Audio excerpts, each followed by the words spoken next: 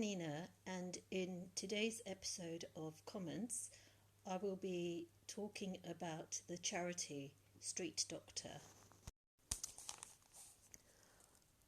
As someone who's really astonished to read or hear about young people and teenagers being stabbed continuously, the figures are relatively high and they've increased in the last couple of years.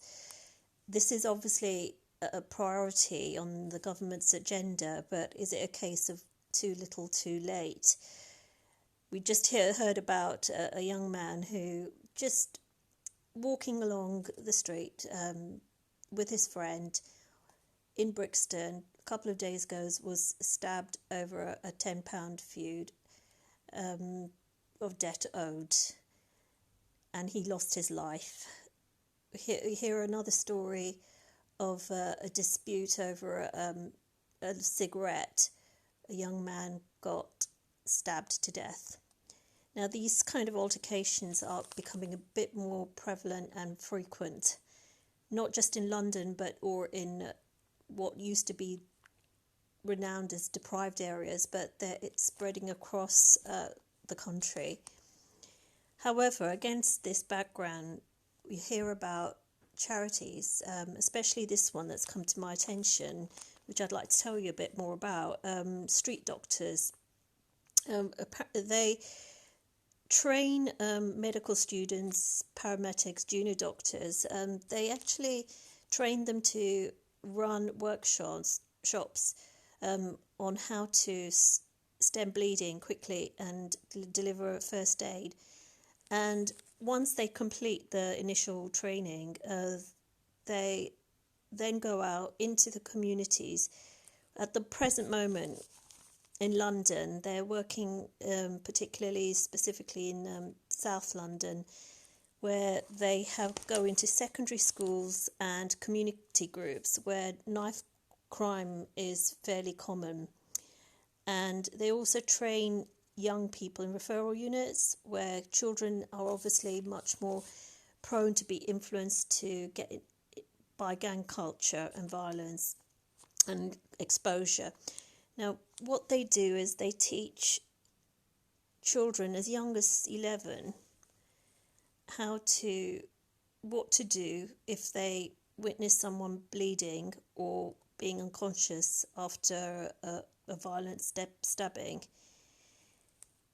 Now, most people, it would never even be on the forefront of our ever thinking about having to stem the bleeding of a stab victim. The only time we may use first aid is perhaps, in a health and safety situation at work, where you may attend a training course or workshop in case of an emergency, but even then it would be sporadic. However, we now have a necessity for a charity like Street Doctors to actually go into community centres, schools, and into community groups, pupil referral units, to actually train young people. And we're talking about teenagers here.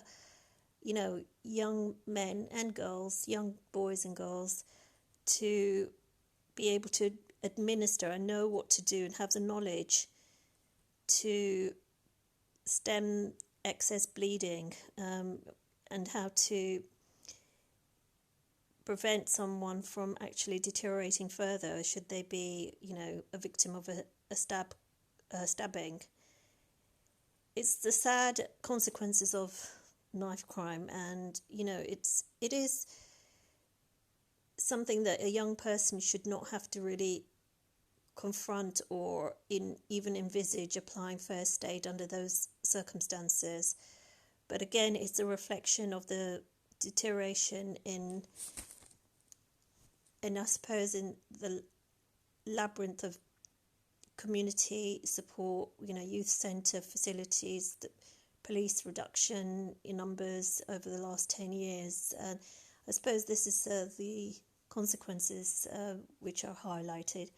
However, I think charities like Street Doctors are doing a phenomenal job, and should they continue to do so in the future.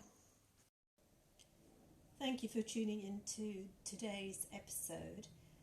You can subscribe to the Commons podcast via iTunes, Spotify, and other major providers.